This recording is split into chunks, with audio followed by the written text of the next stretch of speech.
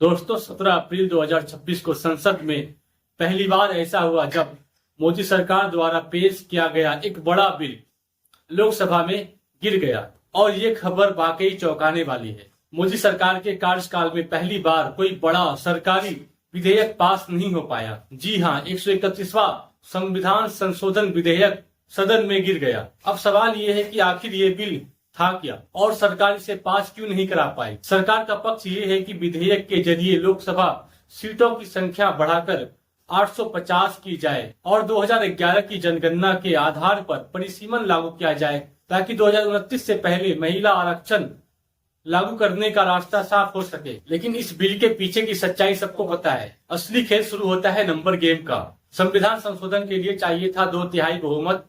सदन में मौजूद थे 528 सांसद। इस बिल के पक्ष में 298 वोट पड़े और विपक्ष में 230।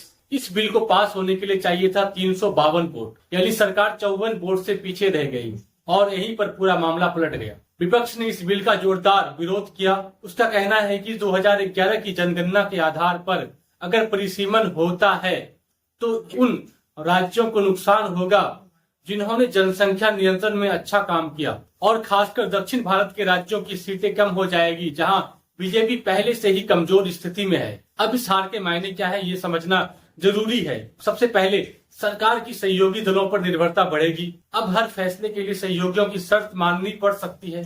दूसरा, बड़े फैसलों की रफ्तार धीमी हो सकती है क्योंकि अब हर मुद्दे पर सहमति बनानी होगी। और तीसरा, विपक्ष का मनोबल काफी बढ़ गया है। अब संसद में सरकार को पहले से ज्यादा कड़ी चुनौती मिलने वाली है। इस पूरे घटनाक्रम के बाद सरकार ने इस बिल से जुड़े 2 और विधेयक भी वापस ले लिए और बजट सत्र को अनिश्चित काल के लिए स्थगित कर दिया गया है। तो क्या ये सिर्फ एक झटका है या आने वाले समय में बड़ी राजनीतिक मुश्किलों की शुरुआत? आप क्या सोचते हैं? अपनी राय कमेंट में जरूर बताएं। थैंक्स।